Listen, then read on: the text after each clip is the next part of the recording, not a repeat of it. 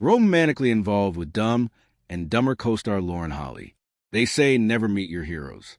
And for Dave Chappelle, meeting Jim Carrey was a perfect example. Dave's recent comments on Jim have gone viral, not because they're funny, but because they're brutally honest about what Jim was really like behind the scenes. It's a side of the story we haven't heard until now, and it changes everything we thought we knew about their relationship. Life in a Volkswagen. The homeless roots of Hollywood's funniest man. If you ask almost anyone to name one of the funniest, most wildly talented actors to ever exist, the answer comes easily. Jim Carrey. Not just because he was funny, but because of how he did it. The faces, the movement, the way his entire body seemed to become the joke before a single word even landed. It wasn't just comedy. It was something physical, something unpredictable, something that reshaped what people thought humor could look like. But for all that brilliance, there's another side that doesn't fit as neatly into that image. Because as much as audiences saw someone electric, those who crossed paths with him off camera didn't always walk away with the same experience. And one of the people who saw that difference up close was Dave Chappelle. To really understand where that contrast begins, you have to go back to the start, long before the fame, before the reputation, to a version of Jim Carrey that looked nothing like the one the world would later come to know.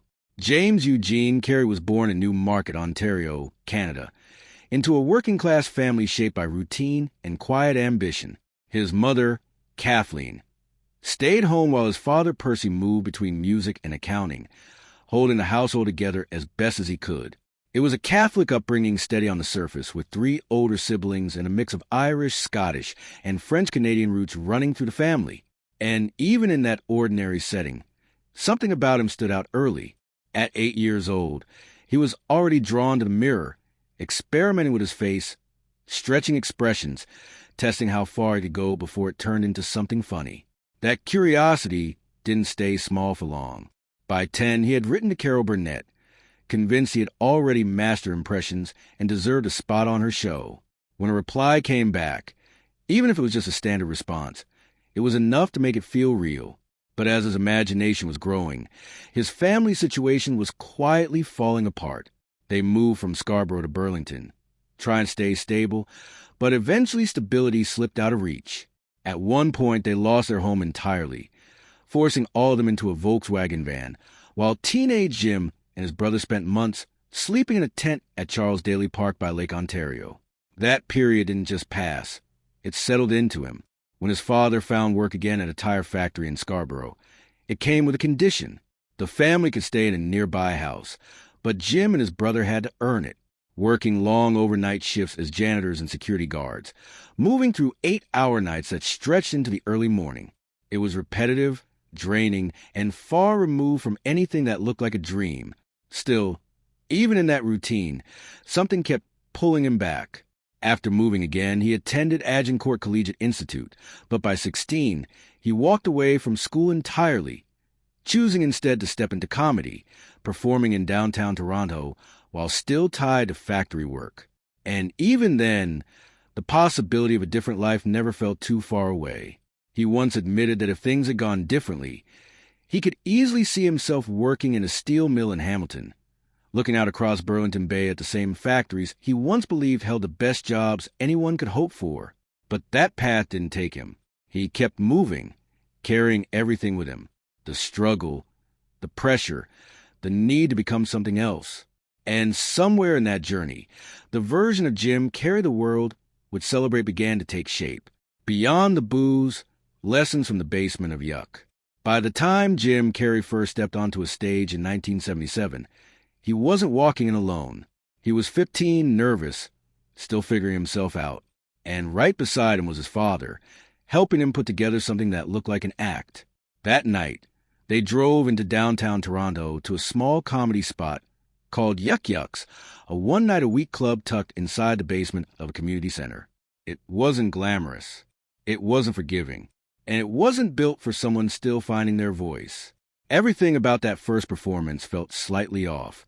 His outfit, a polyester leisure suit chosen by his mother, carried a kind of optimism that didn't match the room. The material he brought with him, built around safe, conventional impressions, didn't land the way he hoped it would. The audience was rough, leaning toward sharper, more adult kind of humor. And within minutes, the gap between who he was and what they expected became impossible to ignore. The set fell apart, and just like that, doubt crept in, not the kind that fades overnight, but the kind that lingers, quietly asking whether this path was ever really his. That moment didn't exist in isolation. It sat alongside everything his family was already dealing with. Money was tight, stability was fragile, and chasing a career in entertainment didn't exactly feel practical. For a while, it seemed easier to step back than to push forward. But time changed things. The family situation improved just enough for them to move into a new home in Jackson's Point. And with that small sense of stability came a return to the stage. By 1979, Carrey was no longer the same unsure teenager. The act had sharpened. The confidence had grown. And when he landed a paid 20-minute set at a club in Scarborough, earning $20 Canadian, it felt like more than just money. It felt like proof that something was beginning to work. And once that door cracked open, he didn't hesitate. He went back to the same place that had broken him 2 years earlier. Yuck Yucks, now relocated to Bay Street in Yorkville. This time it was different. The same room that once rejected him became the place where he started to build something real. Open mic nights turned into paid sets, and paid sets turned into a growing reputation. At 17, he wasn't just trying anymore. He was becoming someone people were starting to notice. That momentum carried him into bigger ambitions. He began pushing towards sketch comedy, aiming for a spot on Saturday Night Live during the 1980 to 81 season. It was a long shot, and it didn't work out. The show went in a different direction, choosing someone else, and Carrey was left to regroup. Instead of breaking through, he found himself taking smaller opportunities, including voice work on a local overnight program, keeping himself in motion while trying to figure out the next step. But momentum doesn't always move in a straight line. In early 1981, at 19, he was booked to open for the rock band Gatto at a theater in Barrie. It should have been another step forward, but the crowd wasn't there for comedy, and they made that clear. He was booed off stage. He didn't return for the second show. And yet, almost immediately, something changed again. Just 2 weeks later, a review of his performance at Yuck appeared in the Toronto Star, complete with a photo of him mid-impression. The review didn't just praise him. It declared that a real star was starting to take shape. That kind of recognition changed everything. Suddenly, there was demand, not just in Toronto, but across Canada. From there, the pace picked up. In April 1981, he appeared on an evening at the Improv, stepping into a wider spotlight. That same year, he landed his first acting role in a television film, playing a struggling impressionist comic, a role that mirrored his own life more closely than it seemed. As the film reached audiences across the country, his name carried further, settling into places it hadn't reached before. The next breakthrough came through Rodney Dangerfield, who saw something in him and brought him on tour as an opening act. That exposure pushed Carrey beyond Canada, placing him in front of new audiences, new expectations, and new opportunities. By the end of 1981, there was already talk of him crossing into the American scene with interest building around a possible appearance on The Tonight Show. He chased that opportunity. 2. Auditioning for the show in 1982. But once again, the door didn't fully open. Instead, he was told to keep refining his act. So he went back, not defeated, but sharper, continuing to build a following he had already created. That same year, he returned home to Toronto and performed 2 sold-out shows at Massey Hall, a clear sign that whatever path he was on, it was moving forward. And when it finally broke open in the 1990s, it didn't happen quietly. Films like Ace Ventura, Pet Detective, The Mask, and Dumb and Dumber didn't just succeed, they exploded, turning him into one of the most recognizable faces in the world. That run continued with Batman Forever, The Cable Guy, and Liar Liar, each role pushing his energy further, making it clear that his style wasn't a phase, it was a force. But even then, he didn't stay in one place. With The Truman Show and Man on the Moon, he moved into something deeper, something more controlled, earning critical recognition and proving that what he had wasn't limited to comedy. It expanded again with How the Grinch Stole Christmas and Bruce Almighty, balancing commercial success with performances that kept audiences watching closely. By the time he stepped into Eternal Sunshine of the Spotless Mind, something had changed again. The performance felt quieter and more internal, and it landed with a kind of weight that stayed long after the film ended.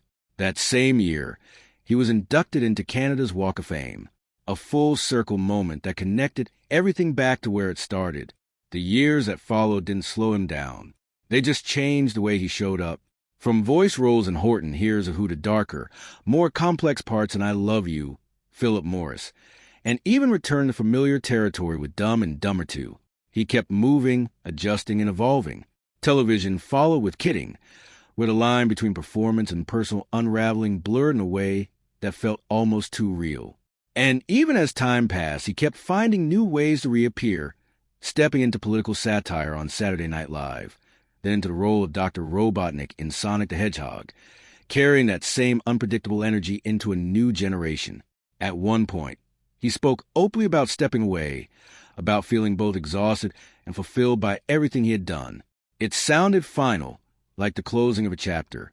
But even that didn't hold for long, because in 2024 he returned again, stepping back into the same role, the same chaos, the same presence that had defined him for decades.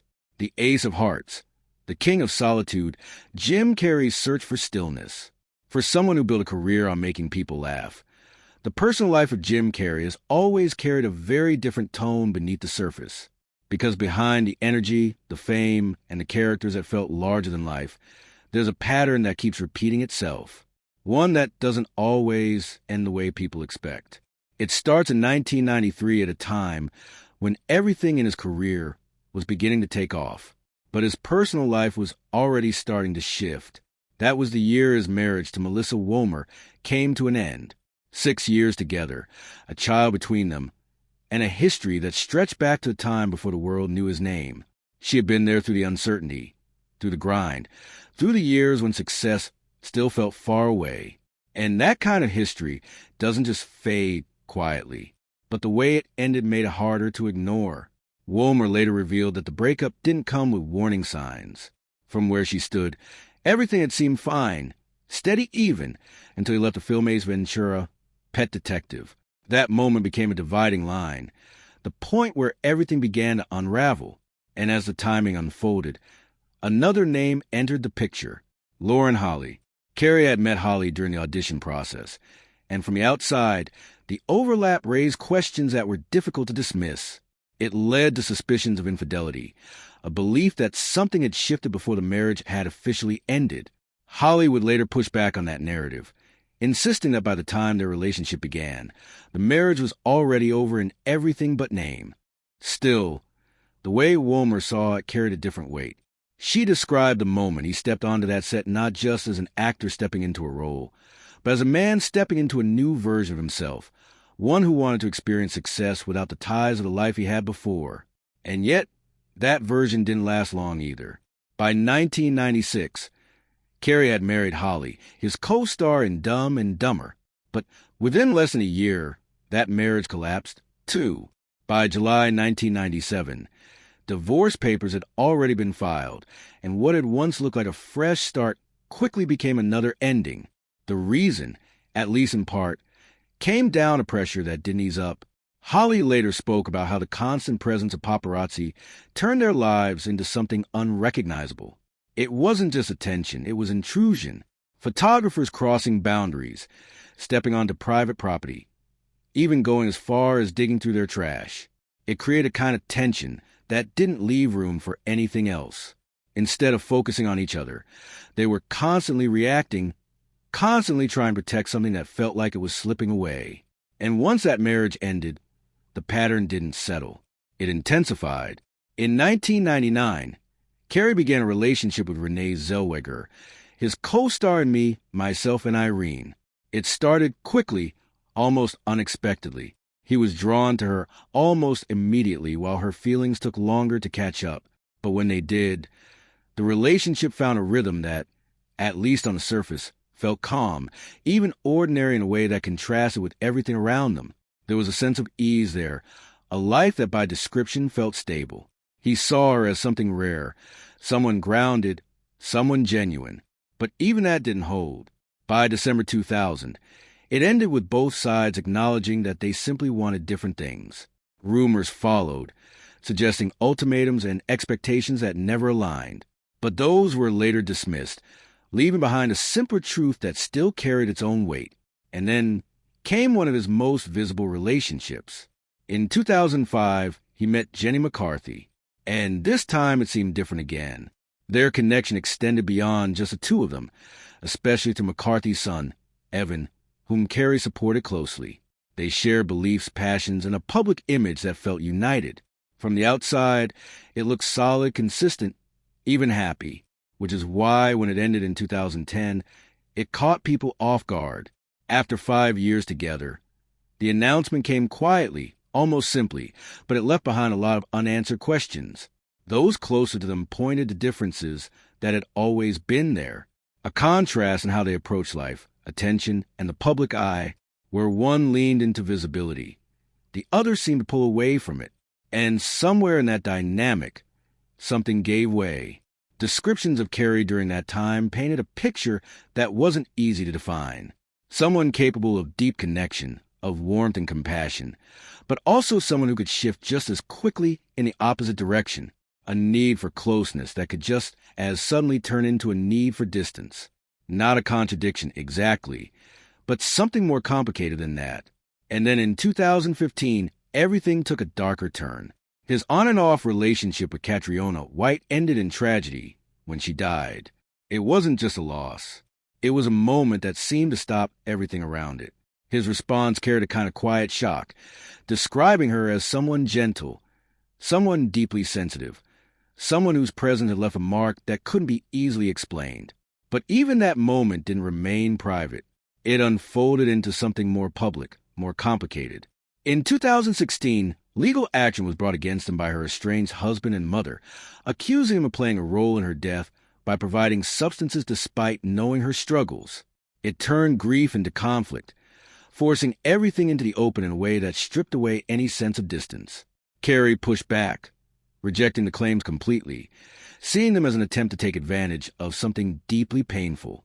And by 2018, the case was dismissed, bringing a legal end to a situation that had already left its mark.